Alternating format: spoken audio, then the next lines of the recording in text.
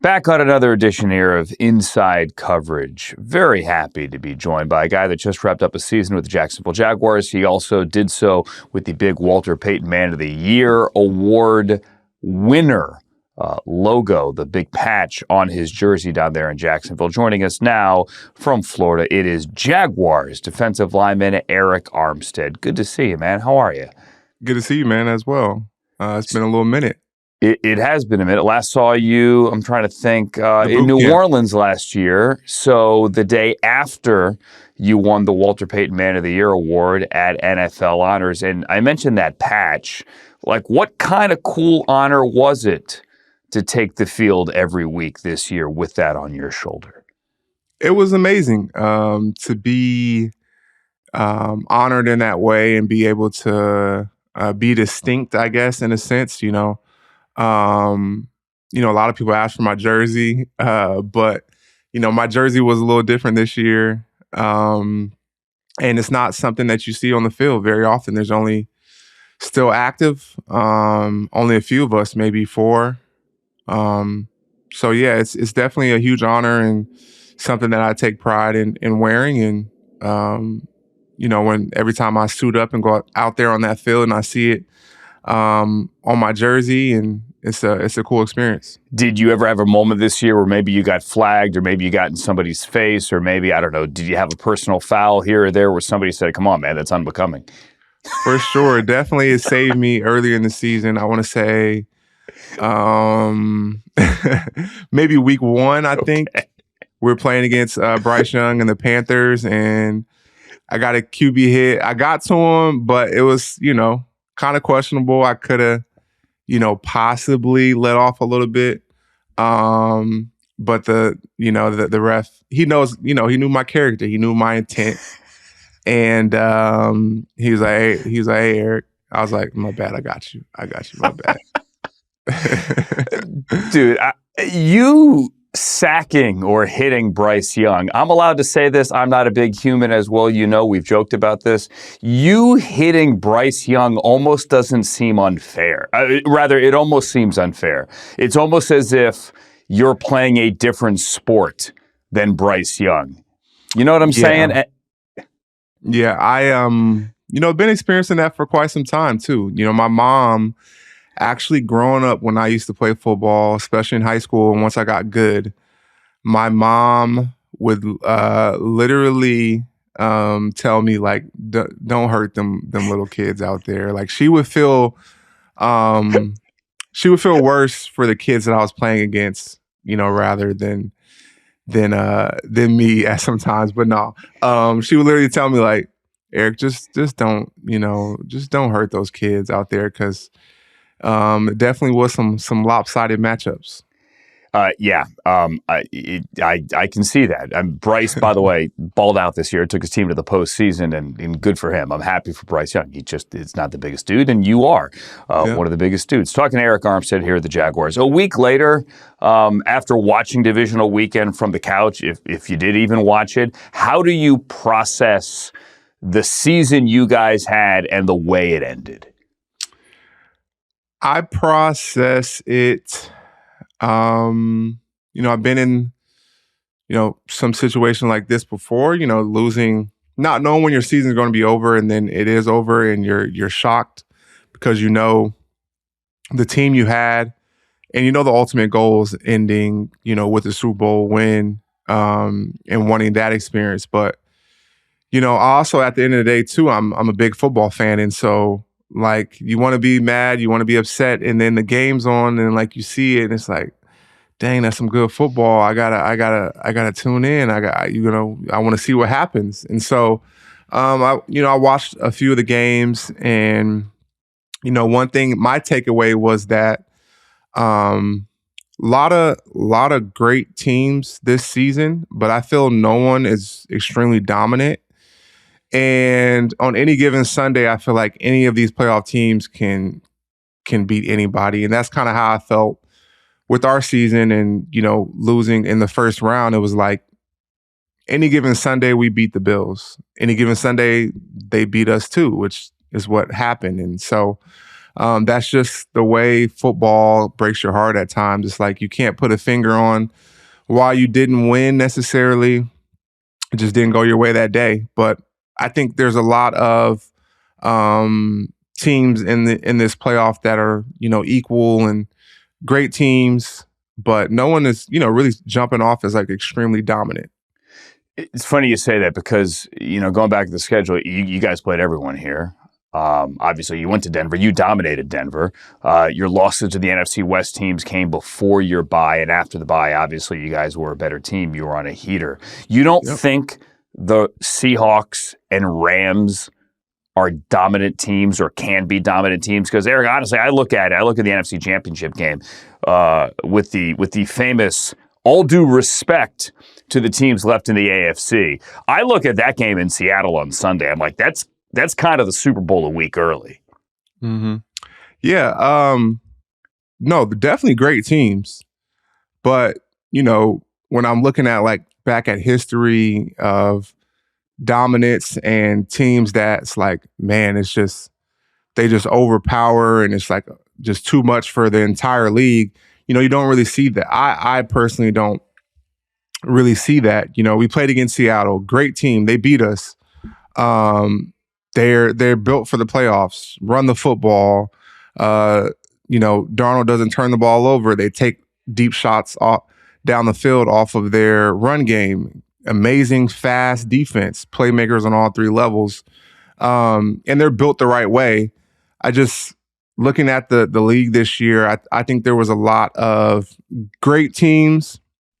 But maybe, that could be an equation that there's just a lot of good quality teams, and so maybe it was more even. There's just more good teams, not those few teams that's like, okay, yeah, they're going to win the Super Bowl. They're just that much better than everyone, No, I totally get it. There's not a lot of sympathy in this league. Maybe some empathy, though, potentially here for the Denver Broncos, the way they have to go into this AFC Championship game. They don't have their quarterback. Bo Nix is out. It's going to be Jarrett Stidham. I don't know that it's the same, but you've been in a situation where you're in a conference championship game and you don't have your quarterback, obviously with the 49ers and the Eagles there. You don't have a quarterback at all. A quarterback. I mean, they changed the rules because of that, roster management rules. Can you all at all put yourself in the Broncos' shoes to understand what they're going with? They're through? Maybe a little bit. Ours happened early in the game, and so, they're going to have a week of preparation knowing like what they're getting into. So a little bit of a different situation. But when I look at the Broncos, I feel the way that they're built through their defense and on offense, that Bo hasn't really played like hero, Superman football at that position. They're not really built offensively to do that. I think they run the football, they move the pocket, they take deep shots down the field at different points in the game. Very good at running various screens and getting the ball out quick. And so I think having an offense like that, and it hasn't always been on the shoulders of the quarterback to make all these, outstanding, huge plays, I think is a situation that kind of is in their favor. The best possible kind of situation outcome for what they're in right now. And, Jarrett Stidham, I will admit that I forgot that I played against him. Okay. In 22 season. He started for the Raiders, and I didn't remember this till I saw it on Instagram a couple of days ago. Like, he lit us up. Like, he threw for like 300 on us, and we were the, number one defense in the NFL at that time when I was, still in the Niners. And so he has some ability. And so, yeah, so someone that's played against him and had experience of him having a really good game, there's something there.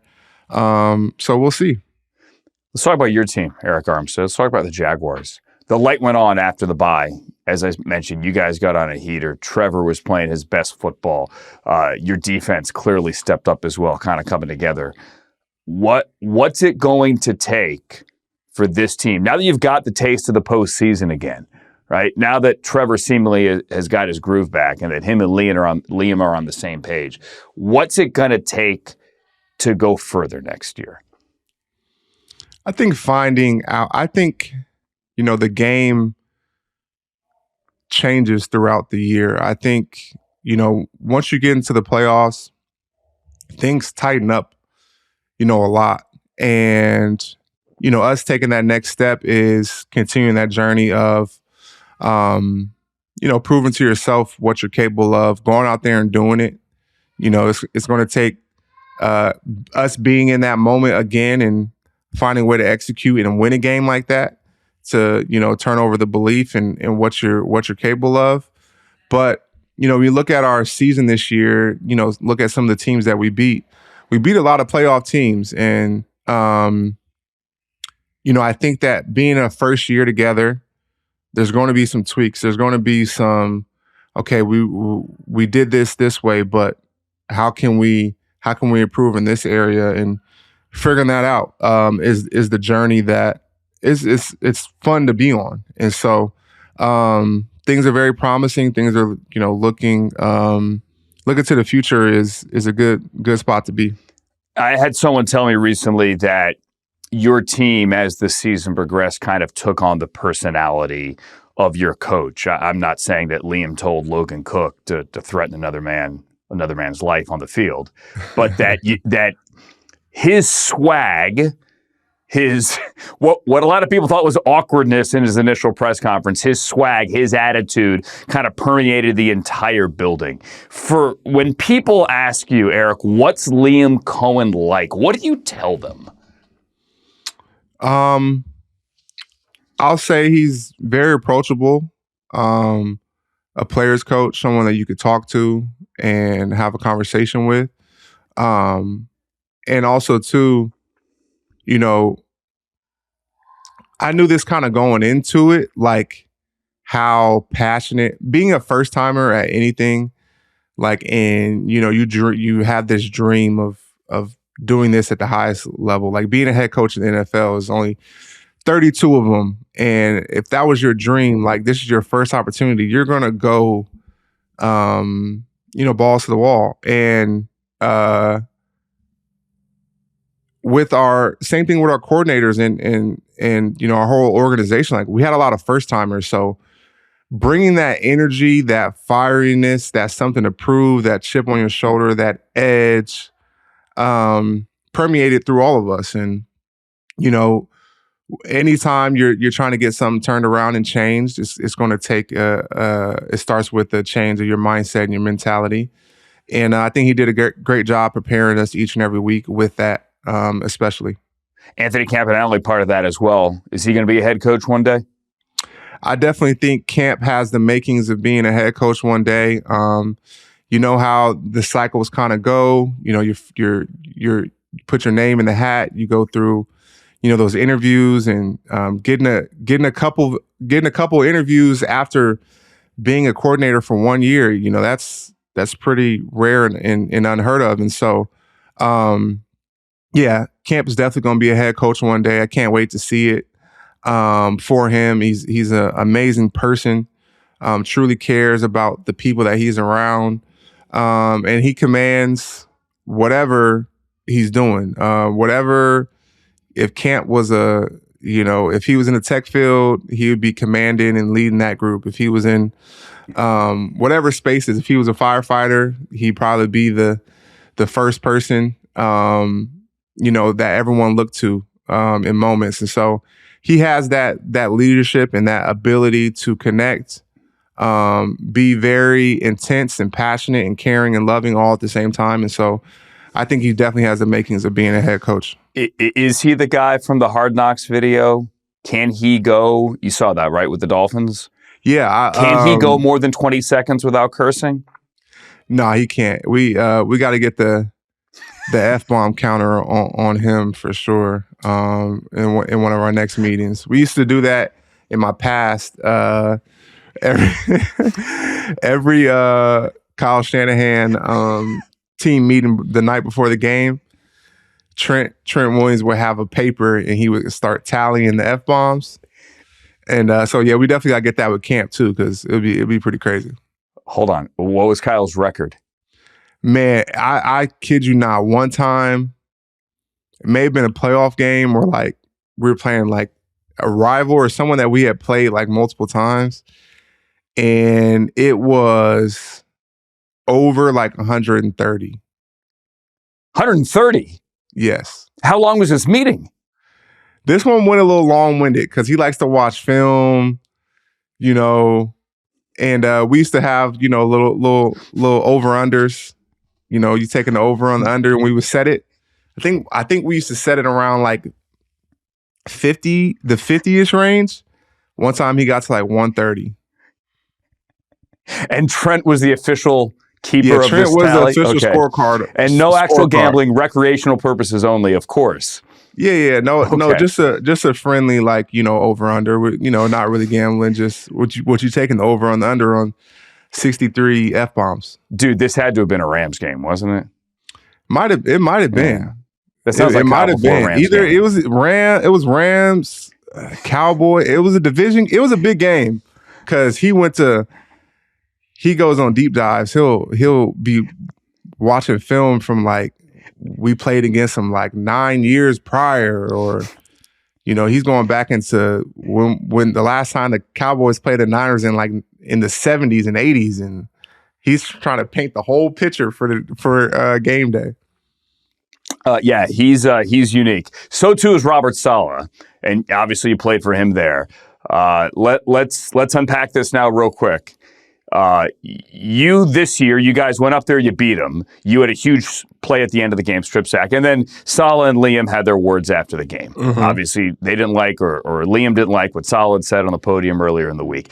Mm-hmm. Robert Salah is going to be in the division, Arik. Yeah. He's the new head coach at Tennessee. So Liam Cohen, your head coach, and Robert Salah get to see each other now twice a year. How's that going to go?